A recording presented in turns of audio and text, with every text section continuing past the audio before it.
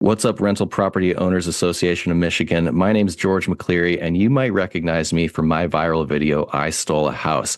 Today, I'm going to be talking with Brian Hamrick about deed fraud and squatting and real estate fraud and scams that you need to know about.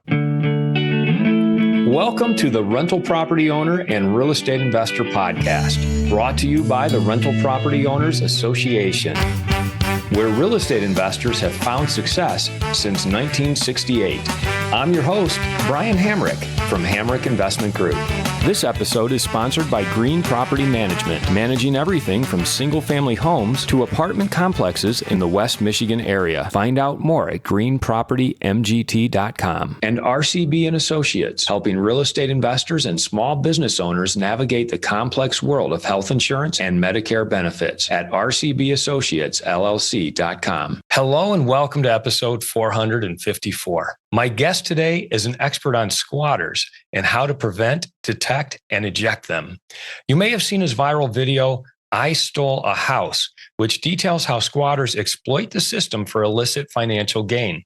It got tens of millions of views across all platforms and led him to be a guest on Dr. Phil and NewsNation, as well as features on Fox News and Joe Rogan.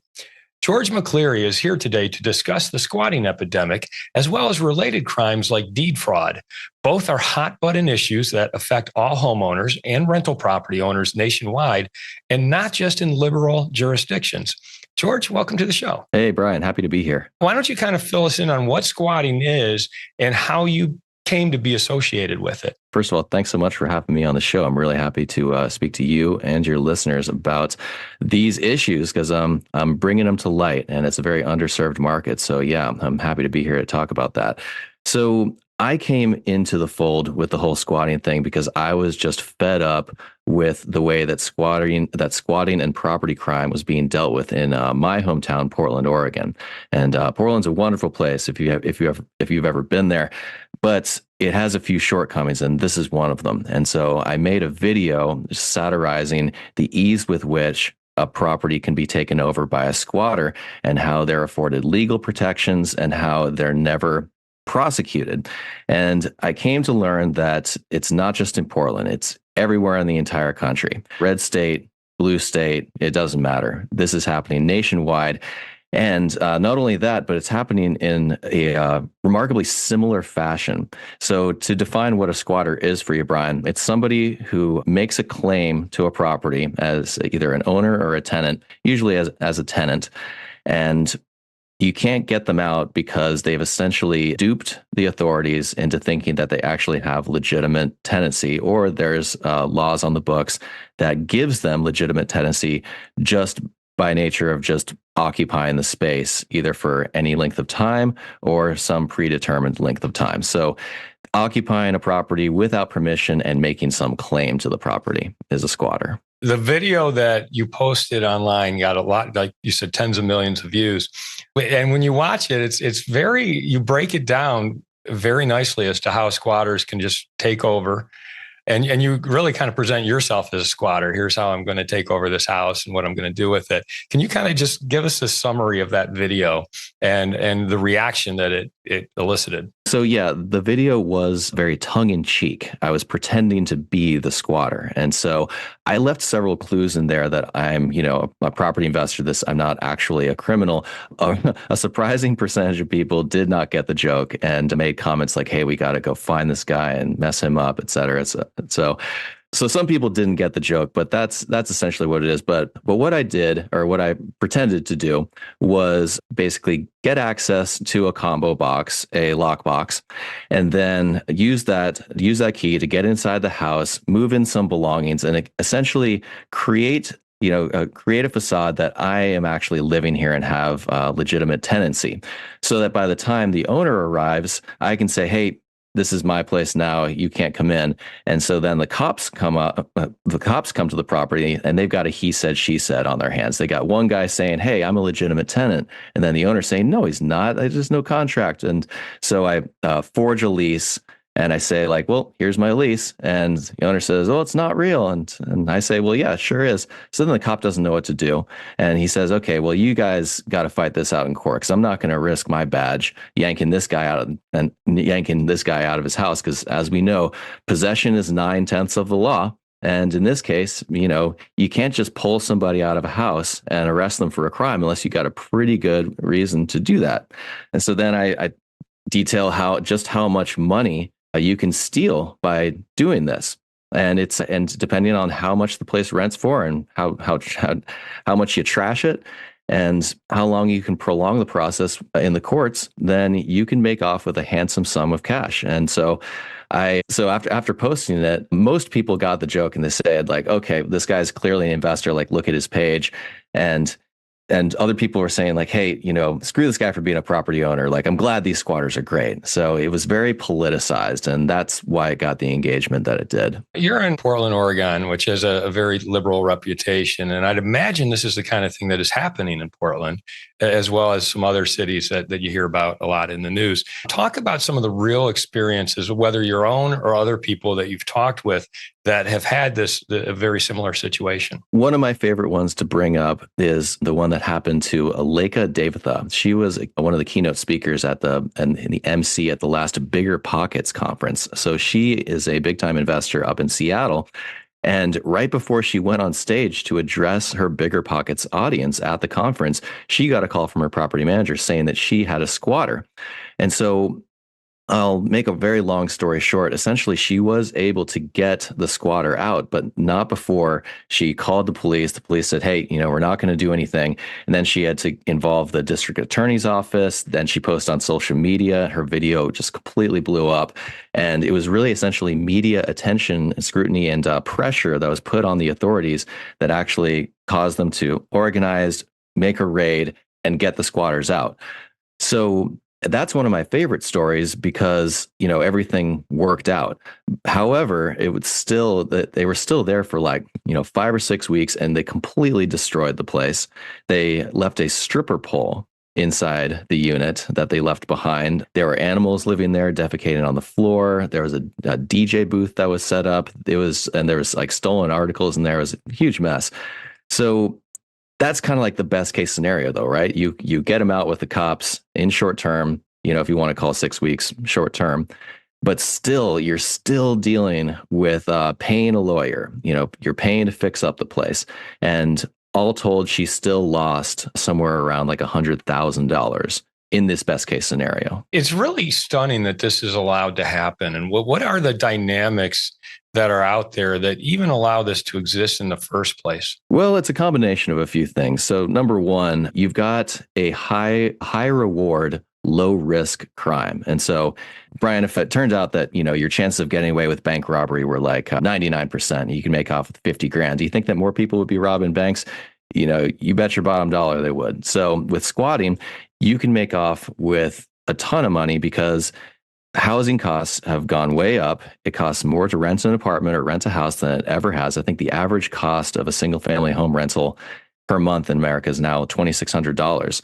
And so if you're making off with $2,600 per month in free rent, and instead of getting prosecuted criminally, you're just getting taken to court civilly in a drawn out process for either eviction or ejectment, you're making off with a good sum of money. And just by the nature of it being taken to civil court, the criminal element is pretty much out of there. You're saying like, okay, well, this person has some sort of right to be there, so we're just gonna evict him like a regular tenant. And so it makes it high reward, low risk for the criminals, and so it's really kind of a perfect storm. And does that dynamic exist across all states and municipalities, or is it worse in some?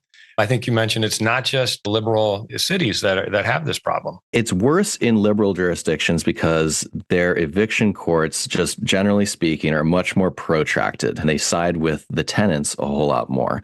So if you go to a more conservative jurisdictions, a lot of time, if you got a tenant who's not paying or the owner wants them out for any reason, you can just get rid of them in like 30 days, no questions asked. Whereas in more liberal jurisdictions, there's safeguards, there's move out relocation fees you have to pay, there's due process in court, whether they're paying or not paying, or there needs to be a cause.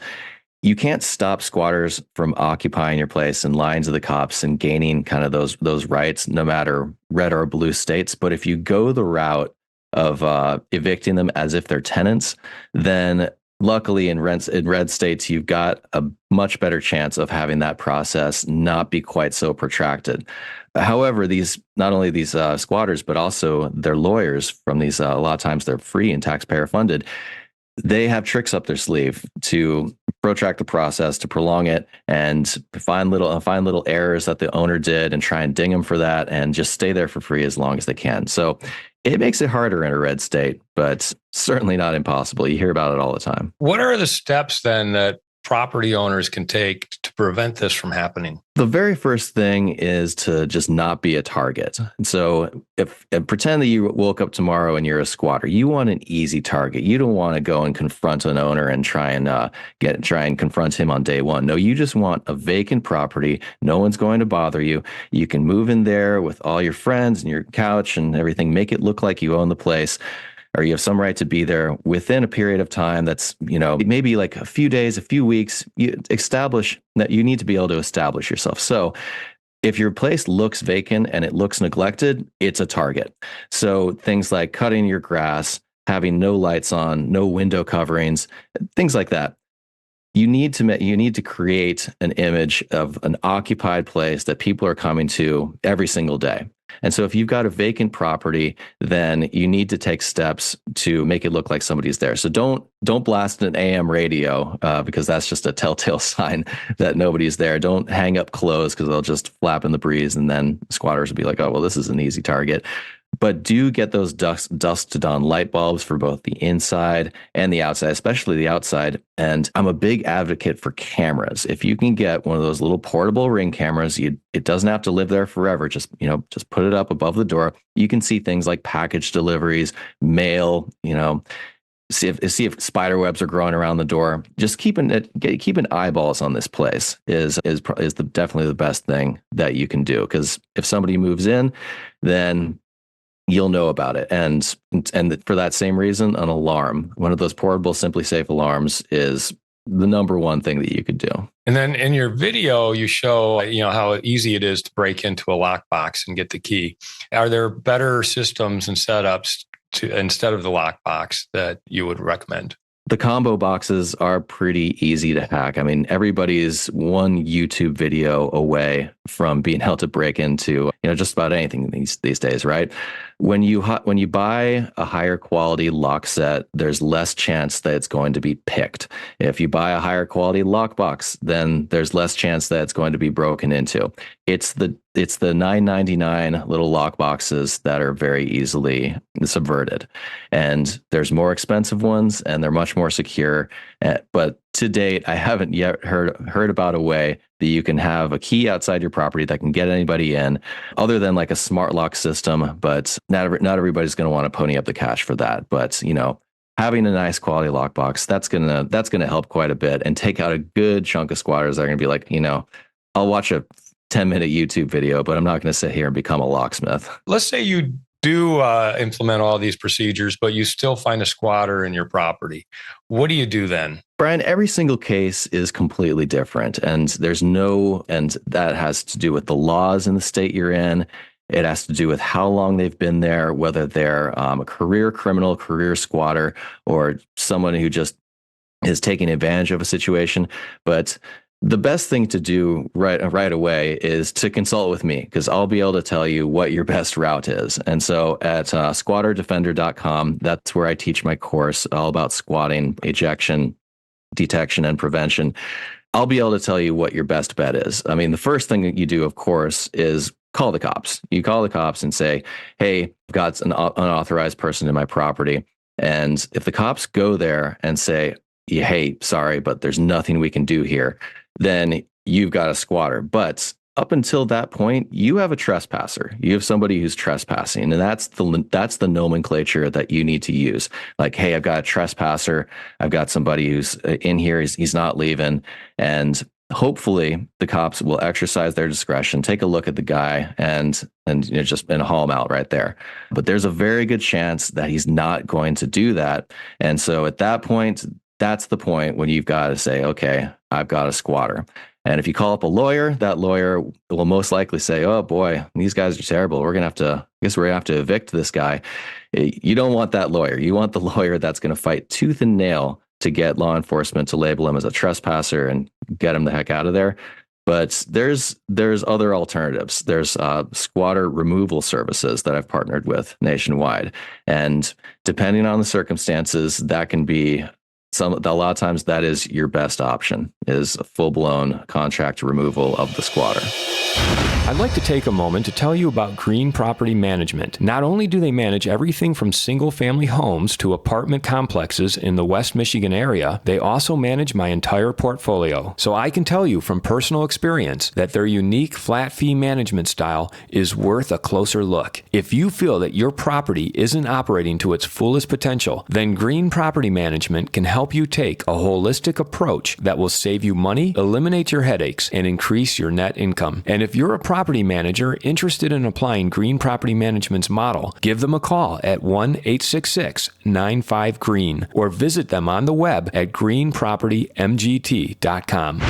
If you're thinking of leaving your W-2 job and becoming a full-time real estate investor, one of the greatest costs you must consider is healthcare for you and your family. When I made this transition myself, I found the whole healthcare insurance process to be confusing and frustrating. That's why I'm glad I met Chad Creasy at RCB and Associates. Chad is a professional health insurance agent who helps real estate investors and small business owners understand and choose their best healthcare options. And best of all, his services are covered by the insurance company and won't cost you a dime. If you live in Michigan and are expecting a change in your healthcare insurance coverage for any reason, or losing employer coverage or transitioning into Medicare, then you owe it to yourself to contact Chad Creasy at rcbassociatesllc.com. So you want to try to keep it in the law enforcement box and not get into the legal and judicial box, because once you go down that road, you have a whole period of time that you have to wait to evict.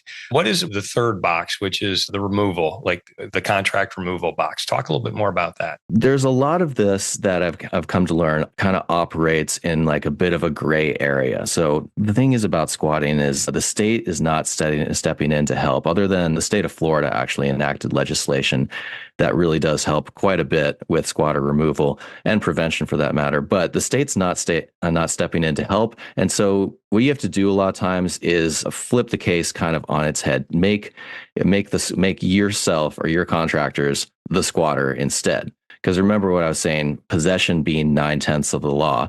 What the contractors do in a nutshell is essentially they wait for the squatter to leave, they surveil the place, and then they move in.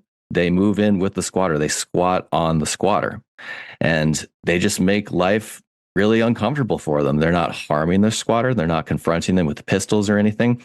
But the squatter then has a new roommate. So if they call the cops and say, hey, these guys are occupying this place, then essentially the squatter has the same problem that the owner has now. It's like, okay, well, there's somebody in here. We can't prove he has no legal right. Plus, the contractor has been given a lease by the owner. So they're their new roommate, and they're making life pretty uncomfortable for them. And in the vast majority of cases, the squatter says, okay, this is just no longer comfortable. This is no longer worth it. I think I need an easier target here. And they get the heck out of there. Tell us about some of the stories, because you say, it sounds like your business, people are calling you when they have this problem.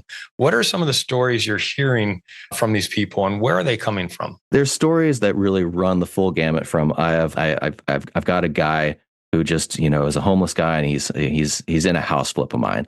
In that case, I've had that happen a bunch of times. You just, nudge the guy awake and say, hey, I'm going to be standing here until you leave. And so then I've never had a guy not leave in that situation. But then there's times when they don't. And then there's times when people have fully moved in, and in some cases that have been there for like a really long time, because this is a vacant house. It's, grandma's house. She passed away. It's been a year, and the people don't find out about it until like months or longer. And so the most insidious cases, if you want, I guess something that's kind of red hot, are the ones involving the theft of the deed on the property. And that's a deed fraud squatting. And that's where essentially you forge a deed and you say, all right, yep, Brian sold me his nice house for $300,000. It's now in my name, or a fake name. So then you can occupy the place and say to the police, hey, well, not only am I the occupant, but I'm the owner. And so that's your deed fraud squatting. But more often than not, people will steal deeds for the purpose of selling them and making a profit on them. And in that case, they're almost never doing it in their real name because, that'd be pretty dumb. There are some stupid criminals out there and they have done that, but they'll buy it in a fake name and then they'll sell it to a wholesaler and profit the equity. And those are probably the most insidious cases because rarely, if ever, is deed fraud covered under title insurance. And that's the whole thing I get into my squatter defender class is the difference between the homeowner's policy, an Alta homeowner's policy for title insurance, or the owner's policy. And if you look at your HUD for when you bought your property, there's a really good chance that it says owner's policy. And that does not cover theft or fraud and impersonation. And that's one reason why I started the Title Fraud Defender product is because it's not covered by insurance. But if you find out about it quickly, then you can avoid financial devastation. Explain that a little bit more. I'm not sure I'm quite following. So deed fraud is for the person who owns the home. Someone else is then filing a fraudulent deed showing that they're the true owners. But if they're not doing it under their name and they can't prove who they are, how is that even possible in the first place? I mean, that just seems like out of this world that would even be possible. So that's the only safeguard is just the ID is an ID, and you can order one of those off the dark web, no problem, or from your local college student. Getting a fake ID is not too hard, and the only measure of security built into these things is with the notary, because to file a deed, you have to get it notarized. So you get yourself a fake ID and you buy it and get it notarized. Either you fake the notary stamp, which isn't that hard, or you find an actual notary and say, yep, this is me. And if you talk to any notary, they'll say, yeah, no, we're not taking pictures of these IDs. Sometimes they do, but usually not. And, oh, does the face match the ID? Okay, cool. Sign here. And it's done. And then you file it with the county clerk. County clerk just has to look at the deed and make sure that it's notarized and has signatures, has a property address, legal description. They're going to record it. So that's essentially how the scam works, and it's a heck of a scam, and it's really started to take off just because of the ease with which it could be pulled off and just how lucrative it is for the criminals. It seems like there's a number of points along the way where that could be diverted. I mean, if the clerk looks at the new deed, they're going to file a transfer affidavit. And so the previous owner would have to fill that out and be notified. You also have, perhaps there's a lender involved who would be notified. So there's all these points along the way where that could be caught.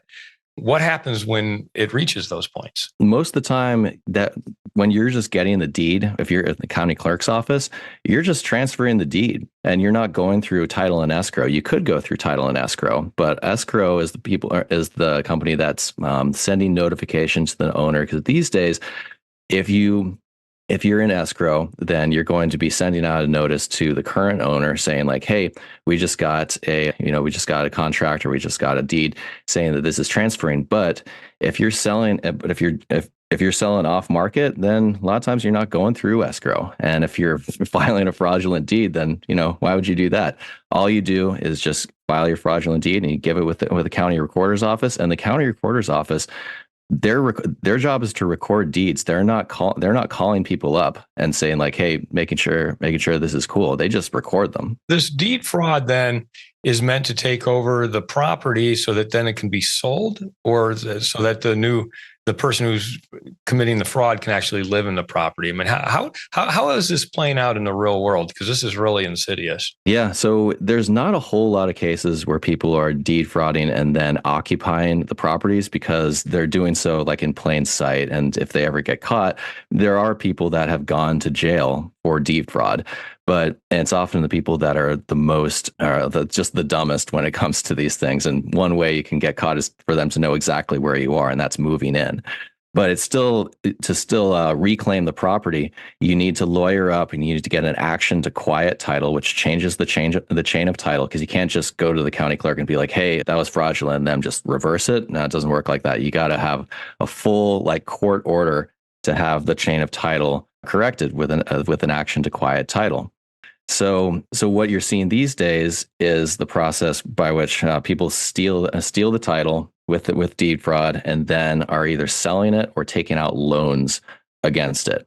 And that's essentially it. Is the latter process that puts money in the title pirate's pocket that you're seeing most often these days. And then do those outstanding loans, hold up in court after this is discovered and rectified by the quieting of the title? Where that comes up is when the title thief is reselling the property and there's a lien on the property for the, because anybody who's going to be buying it, like you might find somebody who won't go through escrow and find out about liens, but 99.9% of buyers, especially wholesalers who are going to close quick, of course they're going to go through title and do a title search. And if there's a lien, then that means less money for the title thief. So where they tend to target is homes that have no liens, that have no debt, have like the taxes paid. So that when they do these title searches, they don't have to end up paying off that lender or paying off that contractor who never got paid and filed a lien. So debt-free properties are more in the crosshairs than anybody else. But if you've got a $500,000 property, that's you steal it for $450 and then sell it for $450. You still got $350K that's stealable. And then the title officer says, okay, it looks like we got to pay off this loan. And the owner, the owner is the title thief. He's going to get that 350 minus the debt. So you can still be a target with that lien. Recently in the news, we heard about Graceland that was under contract to sell. And I wonder if this was a title fraud as well, because it seems like from what I was able to gather from the news that it was. That was exactly what it was. It was title fraud. It was a fraudulent deed. And I didn't dig into that one too closely just because it was discovered in short order because, heck, it's Graceland. It's a landmark. So it became, known in pretty short order. But yeah, that was exactly what they did. They filed a fraudulent deed and transferred ownership to somebody else. And I think the person that did it, I actually did it like in their name, which that's pretty dumb. But that was the idea. It was to steal Graceland, and didn't work. But it's Graceland. That's a little bit more high profile target than what these guys are normally going after. You have a couple products that you have out there to kind of help people through this. Feel free to plug those products and tell people how they can find out more about you and get a hold of you. We were just talking about deed fraud. Title Fraud Defender is a software product that every month costs about the cost of a coffee, and it'll monitor your title and give you a heads up if it's ever tampered with. And why that's a good thing is that if somebody steals your title, you can't stop them from doing that. With the safeguards you have in place, there's just no way to actually lock your title or anything like that. That's impossible. But what it does do is it lets you know right away. And so as soon as you find out someone's trying to steal your title, you can make it so that nobody can take out loans or sell the place and steal your equity. Because if you don't have insurance coverage, which you probably don't, you've probably got a standard Alta owner's policy, then you're going to be losing that money and nobody's going to be able to get it back to you. And so that's a pretty hefty risk for a lot of people. A lot of people have home equity to the tune of several $100,000 or even several $1 million. And so that's what Title Fraud Defender does. It monitors your titles, make sure that nobody's stealing it, and notifies you if they do. And if they do, we'll tell you what to do.